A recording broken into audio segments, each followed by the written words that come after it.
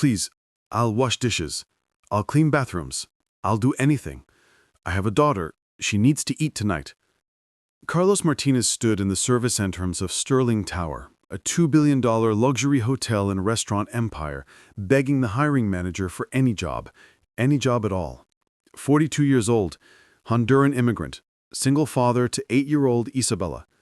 Fired from his construction job 3 days ago when the foreman discovered his work permit had expired during renewal processing. "I'm sorry," the hiring manager said, not unkindly.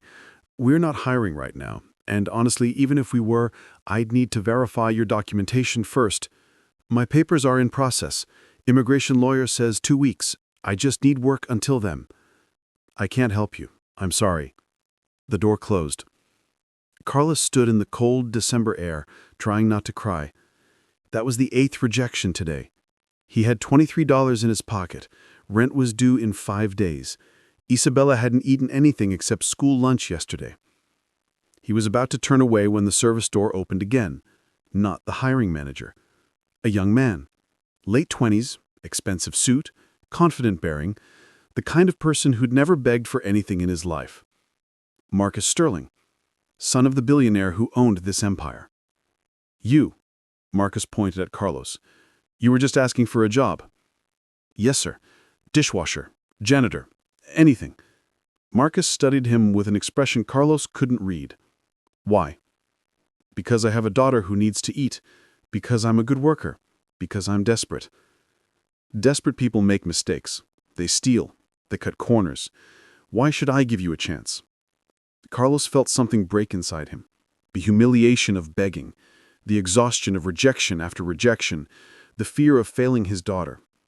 "Because," Carlos said quietly, "I know what it's like to have nothing. And people who know that don't take opportunities for granted. We work harder. We're more loyal. We understand the value of a chance." Marcus was silent for a long moment. Then he said something Carlos never expected. "What's your daughter's name?" "Isabella. She's 8. "Does she speak Spanish?" "Yes, and English. She's learning both." "Good." Marcus pulled out his phone. "What's your phone number?" "Why?" "Because I'm going to offer you a job, but not the one you're expecting." What happened next would change both their lives, because Marcus Sterling wasn't just a billionaire's son. He was an immigrant too, and he remembered what it felt like to beg. Before we continue, if you enjoy stories that move and transform us, tales of justice, legacy, resilience, and love, consider subscribing to Becca Stories. We showcase the beautiful perspectives that emerge from life's changes, offering narratives of profound moral strength and unwavering character. Now, back to our story. That morning, Carlos's studio apartment. Carlos woke up on the couch, his bed, so Isabella could have the actual bedroom, to his daughter shaking his shoulder. "Papa, there's no milk, and no cereal." Carlos looked at the empty kitchen. He'd been rationing food for 3 days, giving most of it to Isabella, while he survived on coffee and whatever free samples the grocery store was offering. "I'll get some today, mija, I promise." "But Papa, you said that yesterday." "I know. But today I'll find work. I will." Isabella looked at him with those big brown eyes that reminded him so much of her mother, his late wife Rosa, who died 2 years ago from an undiagnosed heart condition because they couldn't afford proper health care. Since Rosa died, it had been just Carlos and Isabella. He'd worked construction. Long hours, physical labor, but steady pay. Enough to keep them fed and housed. Until his work permit renewal got caught in immigration processing delays. His employer didn't want the liability. They let him go. Now 3 days without work. Savings depleted. Food running out. "Papa, are we going to be okay?" Carlos hugged his daughter. "Yes, mija, I promise. Papa will fix this." But as he watched Isabella get ready for school in her too small coat, she'd grown, but he couldn't afford a new one, Carlos wondered if that was a promise he could keep. Same morning. Sterling Tower penthouse.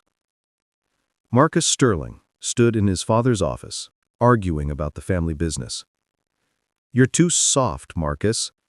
Richard Sterling, the patriarch, 68 years old, self-made billionaire, looked at his son with barely concealed disappointment. "That hotel manager you fired last week, he was doing exactly what I taught him, cutting costs, maximizing efficiency. He was working employees 70 hours a week without overtime pay, Father. That's illegal. It's business. If they don't like it, they can work somewhere else." They can't. Most of them are barely surviving as it is. Richard scoffed. "You're too emotional. Too idealistic. You weren't raised to be soft." The words stung, because he knew what his father meant. "You weren't born to be soft. You were supposed to learn from me." But there was a secret Richard didn't know. Marcus Sterling wasn't born Marcus Sterling. He was born Mateo Reyes in Guatemala, to parents who died when he was 3 years old. He'd spent 2 years in an orphanage before being adopted by Richard and his late wife Catherine Sterling when they were traveling in Central America, unable to have biological children. They'd changed his name, changed his birth certificate, raised him as their biological son, created a fiction that everyone believed. Only 3 people knew the truth: Marcus himself, his late adoptive mother Catherine, who died 5 years ago, and the adoption attorney who had been paid handsomely to keep the secret. Richard Sterling didn't even know his own son was an immigrant. He thought Marcus was their biological miracle baby, born to Catherine late in life. Marcus had grown up with every privilege: private schools, Ivy League education, luxury, wealth. But he remembered the orphanage, the hunger, the other children who didn't get adopted, the feeling of being unwanted. He remembered being Mateo, and sometimes looking at his father's ruthless business practices, squeezing workers, exploiting vulnerable people, trading employees as disposable. Marcus wondered what his biological parents would think. Would they be proud he'd succeeded, or ashamed of what he'd become? Marcus was leaving Sterling Tower through the service entrance. He preferred it to avoid the lobby photographers, when he saw Carlos being turned away by the hiring manager. He watched this desperate man beg for any work, literally any work, and something in Marcus's chest cracked, because he recognized that desperation, not from personal experience. His adoptive parents had erased that poverty from his life, but from memory, from the orphanage, from the other children's faces when potential adoptive parents passed them by. That's why Marcus stopped Carlos, why he asked questions. And when Carlos said, "People who know what it's like to have nothing don't take opportunities for granted," Marcus knew this man understood something Richard Sterling never would. "What's your daughter's name?" "Isabella." "Does she speak Spanish?" "Yes, and English." "Good." Marcus made a decision that would horrify his father. "What's your phone number?" After Carlos gave it, Marcus said, "I'm going to offer you a job, but not the one you're expecting." "I'll take anything." "I know, but I'm not offering dishwasher or janitor. I'm offering you assistant manager of our new community restaurant program." Carlos stared. I don't understand." "We're opening a chain of affordable restaurants in underserved communities. Good food at prices working families can afford. I need someone to help me run it. Someone who understands the communities we're serving. Someone who knows what it's like to struggle." "But I have no experience managing." "You have experience being the customer. That's more valuable." Marcus paused. "The job pays $55,000 a year. Benefits, housing assistance if you need it, and we'll provide immigration legal support to expedite your work permit." "Why?" Carlos's voice broke. "Why would you do this for me?" Marcus looked at this desperate immigrant father and saw himself. saw Mateo, saw the life he could have had if Catherine and Richard hadn't adopted him. Because, Marcus said carefully, I believe that where you come from matters less than where you're going. And I think you're going somewhere good. It wasn't the whole truth, but it was enough. 3 weeks later, Carlos was working at Sterling Industries headquarters, learning the restaurant business under Marcus's direct mentorship. It was surreal. 3 weeks ago, he'd been begging for dishwashing work. Now he had an office, a salary, benefits. Isabella had new clothes and a full refrigerator. But Carlos noticed something strange about Marcus. The way he reacted when Spanish-speaking employees came in. His face would soften. He'd greet them in perfect Spanish. Not textbook Spanish, but the natural, informal Spanish of someone who'd grown up with it. The way he approved every request for immigration legal assistance without hesitation, even when other executives questioned the cost. The way he'd added culturally appropriate meals to the school lunch program Sterling Industries sponsored, specifically requesting foods from Central America. One day, Carlos found Marcus in his office, looking at a photo on his phone. A photo of a small boy, maybe 3 years old, in threadbare clothes, standing in what looked like an institutional building. "Your son?" Carlos asked. Marcus startled, quickly putting the phone away. "No, I don't have children." "Sorry, I didn't mean to intrude." But that night, Carlos couldn't stop thinking about that photo. The institutional building, the child's clothes, the look on Marcus's face, not nostalgia, but something deeper. Grief, maybe, or longing. The next day, Carlos was filing paperwork when he found something, an old letter, yellowed with age, tucked in a folder marked Personal, Catherine Sterling. He shouldn't read it. It wasn't his business. But the first line caught his eye. Our son Mateo, we must now call him Marcus, is adjusting well to his new life. Carlos read the entire letter, then sat in shock. Marcus Sterling was adopted from Guatemala. He was born Mateo Reyes. Marcus was an immigrant, just like Carlos.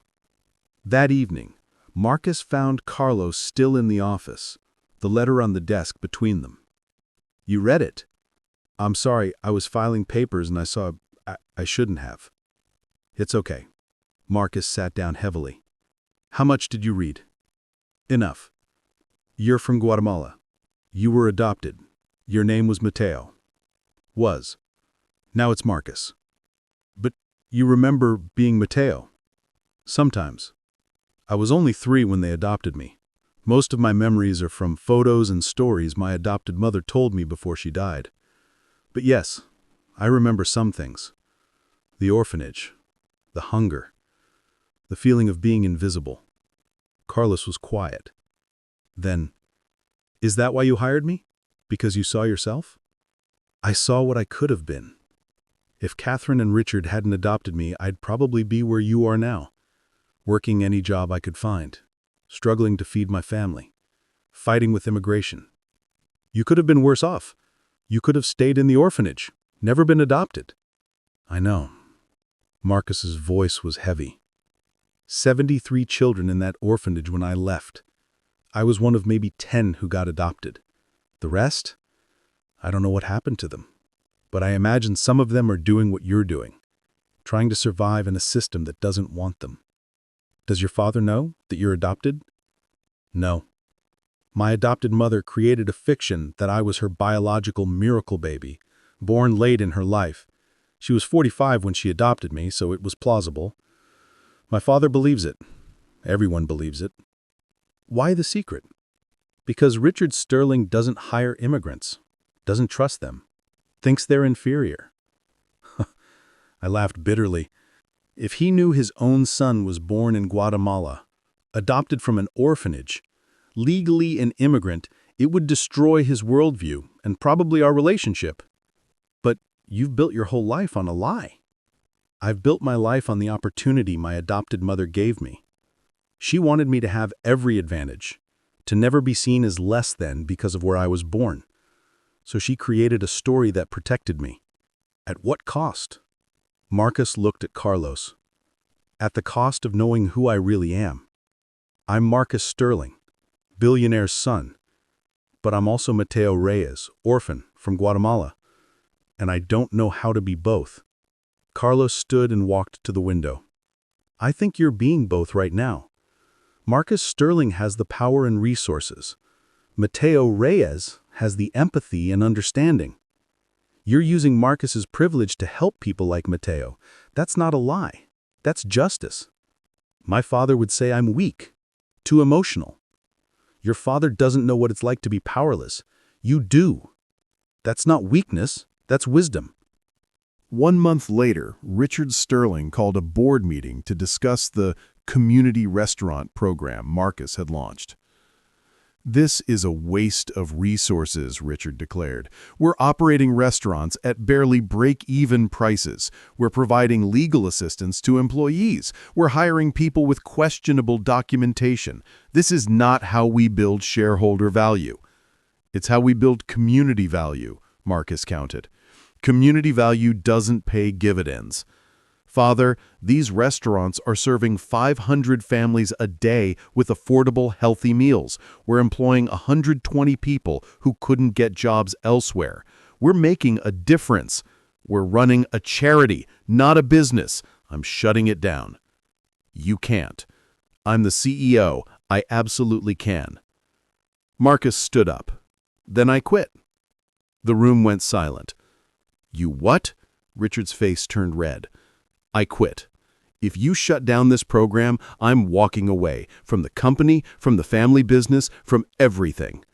You're throwing away your inheritance over some bleeding heart project? I'm choosing to build something meaningful over making rich people richer. You're being irrational. I'm being Mateo. The words burst out before Marcus could stop them. Richard froze. What did you say? Marcus took a deep breath.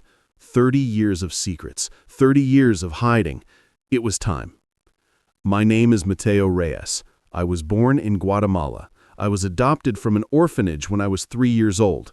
Mom, Catherine, created the fiction that I was your biological son to protect me. But I'm not. I'm an immigrant, just like the people you want me to fire. The room was dead silent. Richard's face went through a series of expressions: shock, denial, anger, confusion. That's impossible. Catherine was pregnant. You saw what she wanted you to see. Medical records can be created, birth certificates can be forged. She did it to give me a better life. And she did. But I'm still Mateo. I'm still the orphan from Guatemala who remembers what it's like to be hungry, to be unwanted, to be seen as disposable. Why are you telling me this now? Because I'm tired of pretending, because these programs matter to me in a way you'll never understand unless you know where I came from, because I'd rather lose my inheritance than lose my integrity. Richard sank into his chair. All these years, you've been lying to me. Mom lied to you, to protect me. I just didn't correct it. And now, what do you want? I want you to approve the community restaurant program, fully fund it, let me run it my way, or I walk away and start my own company doing the same thing. And if you don't? Marcus looked at his father, the man who'd raised him, who'd given him everything, who'd never known the truth, and said, Then you lose a son. Again. Except this time, it's your choice.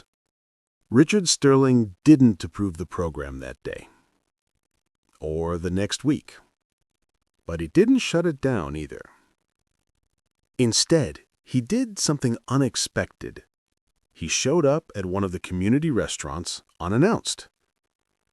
Carlos was there, training new staff, when Richard walked in. You're Carlos Martinez. Yes, sir. My son hired you. Yes, sir. Why? You'd have to ask him. I'm asking you. Why did my son... Richard caught himself. Why did Marcus hire you? Carlos looked at this billionaire, who didn't know his own son's story, and made a choice. Because he saw himself in me. Because he knows what it's like to need help and not get it. Because he remembers being on the other side. The other side of what? Of power, of privilege, of having nothing. Richard was quiet. Then, he told you about Guatemala. Yes. What else did he tell you? That he's Mateo Reyes. That he was adopted. That he remembers the orphanage. That he spent his whole life wondering if he deserves the opportunities he was given or if he just got lucky. And what do you think? I think he deserves everything he has because of who he is, not where he was born. I think he's using his privilege to help people who weren't as lucky. And I think that's exactly what someone with his power should do. Richard sat down at one of the community restaurant's tables. Simple, clean, affordable furniture. So different from his usual luxury. I built this empire from nothing. My father was a factory worker. I worked 3 jobs to put myself through college. I thought I understood struggle. You probably do. But Marcus, Mateo, he understands something I don't. He sees these people. Richard gestured to the families eating in the restaurant. And he sees himself. I just see employees, or customers, or obstacles. It's not too late to see them differently. Isn't it? I'm 68 years old. I've spent my entire life building walls between myself and people like you. Can I really tear those down now? I don't know. But your son is trying to build bridges. You could help him. Or you could let him do it alone. Why are you advocating for him? You've only known him a month. Because he gave me a chance when I was begging for dishwashing work. Because he saw me as a person, not a problem. Because I want my daughter to grow up in a world where people like Marcus, people who remember where they came from, are in charge. Richard was silent for a long time. Then, what's your daughter's name? Isabella. How old? 8. Same age Marcus was when Catherine and I adopted him. Richard looked around the restaurant. What does Isabella want to be when she grows up? A teacher. She wants to help other kids learn. That's good. The world needs teachers. Richard stood. Carlos, I'm going to approve Marcus's program. Full funding, expansion to 10 more cities. But I have one condition. What's that? You're not assistant manager anymore. You're regional director. $85,000 salary. You'll oversee all community restaurants in the eastern region. Carlos stared. Sir, I don't have the credentials. You have something better. You have the experience of being the person we're trying to serve. That's the only credential that matters. Christmas Eve, 1 year after Carlos begged for work in the cold. The community restaurant in his neighborhood was hosting a free Christmas dinner for families who couldn't afford their own. Carlos stood with Isabella, serving food to people who looked exactly like he'd looked a year ago. Desperate, grateful, barely holding on. Papa, why are we giving away food for free? Don't we need money?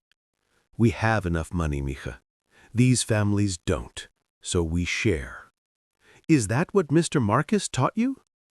No, that's what being poor taught me. Mr. Marcus just gave me the power to do something about it. Marcus arrived with Richard, the first time father and son had attended an event together since the revelation. Carlos, how's it going? Good. We've served 200 families so far. Should hit 300 by end of night. Richard looked at the families eating. Immigrants, working poor, single parents, elderly people on fixed incomes. People he'd spent his career ignoring. Marcus, can I talk to you? They stepped aside. Richard looked at his son, his adopted son, his immigrant son, the child he'd raised without knowing the full truth. "I've been thinking about what you said, about being Mateo." "Father." "No, let me finish. I raised you as Marcus Sterling. I taught you to be ruthless, to prioritize profit, to see people as resources. And you became successful by those standards. I know, but you also became Mateo. You remembered where you came from. You chose compassion over cruelty. You built bridges instead of walls. And honestly," Richard's voice cracked, "you became a better man than I ever was. Dad, I'm sorry for not knowing, for not asking, for building a worldview that would have rejected you if I'd known the truth. You deserved better." Marcus hugged his father for the first time in years. "You gave me everything, a home, education, opportunities. That's not nothing. But I also taught you to hide who you were, to be ashamed of being Mateo. That was wrong. You didn't know. I should have known. I should have asked. I should have created a world where you didn't need to hide." Richard pulled back. "I'm changing the company. No more exploiting workers. No more treating immigrants as disposable. No more choosing profit over people. Starting now." "Really?" "Really. Because my son, Mateo Reyes, Marcus Sterling, whoever you are, taught me that the measure of success isn't how much you make. It's how many people you help." Later, as they were closing up the restaurant, Carlos found Marcus sitting alone, looking at that same photo from his phone, the 3-year-old orphan in Guatemala. "That's you, isn't it? Mateo?" "Yes." "Do you ever wonder what happened to the other kids, the ones who didn't get adopted?" "Every day. Maybe some of them are here, at this dinner, being helped by the kid who got lucky." Marcus looked at the families they'd served. "It was luck. Catherine and Richard did give me everything. But luck is only valuable if you use it to help others." "You're helping. This program, these restaurants, the legal assistance, you're changing lives." "We're changing lives. You're the one who reminds me why it matters." "Because I'm one of the ones who didn't get lucky?"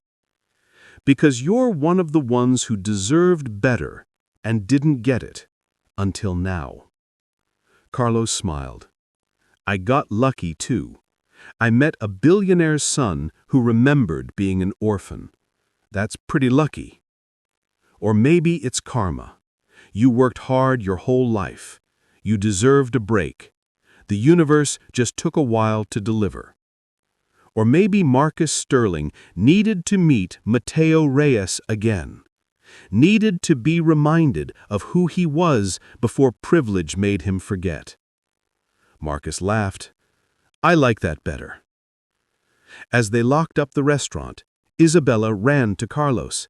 "Papa, Mr. Richard said I can have a college scholarship when I'm older. He said anyone who wants to be a teacher deserves support."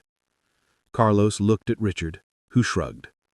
"The world needs more teachers, especially ones who know what it's like to struggle. She reminds me of someone." "Who?" "Marcus, when he was that age, determined to prove he belonged, to show he was worthy." Richard smiled. "Turns out, he always was. He just needed to remember." As they walked out into the Christmas Eve snow, Carlos thought about the journey, from begging for dishwashing work to running a regional program serving thousands, from desperation to purpose. And he thought about Marcus, born Mateo, raised Marcus, learning to be both. 2 immigrants, 2 journeys, 1 chance encounter that changed everything. Because sometimes the person you beg for help remembers what it was like to need help. And they give you more than a job. They give you dignity, purpose, hope. That's not luck. That's justice. And it's the best Christmas gift anyone could ask for. A single immigrant dad begged for any work. Literally any work. Dishwasher, janitor, anything to feed his daughter. And the billionaire son said something no one expected. I'm offering you assistant manager, $55,000 a year, housing assistance, immigration legal support, because I know what it's like to have nothing. Carlos didn't know that Marcus Sterling was born Mateo Reyes, that he was adopted from a Guatemalan orphanage, that he remembered the hunger and the fear and the feeling of being unwanted, that behind the privilege and the power was an immigrant who'd gotten lucky and who'd spent his life wondering if he deserved it. Marcus saw Carlos and saw himself, saw Mateo, saw the life he could have had. And instead of walking past, instead of offering the bare minimum, instead of doing what his father would have done, he chose empathy. He chose to remember. This holiday season, maybe you're like Carlos, desperate, begging for chances, wondering if anyone sees your worth. Remember, your struggle doesn't define you.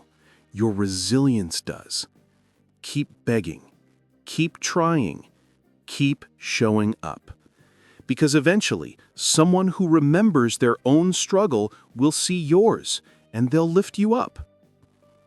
Or maybe you're like Marcus, privileged, powerful, insulated from the struggles you once knew. Remember, where you came from matters, not as a source of shame, but as a source of empathy. Use your privilege to build bridges, not walls. Use your power to help, not harm. Because we're all one bad break away from begging for help. We're all one good break away from being able to give it. Marcus was Mateo. He just had the good fortune to become Marcus. Don't let fortune make you forget. Let it make you kinder. That's the lesson. That's what matters. We're all immigrants in someone's story. We're all orphans waiting to be seen. Be the person who sees. Be the person who remembers. Be the person who helps. That's how we change the world, one desperate person at a time. Thank you for watching this story. If it moved you, leave a heart in the comments and share what you thought. Let us know what themes or stories you'd like to hear next. We love creating narratives that resonate with you. Subscribe to Becca's Stories for more tales of justice, legacy, resilience, and love. We showcase the beautiful perspectives that emerge from life's changes, offering narratives of profound moral strength and unwavering character. And remember, we're all one break away from begging, one break away from helping. Choose to be the person who remembers what struggle feels like and who uses their power to ease it for others. See you in the next story.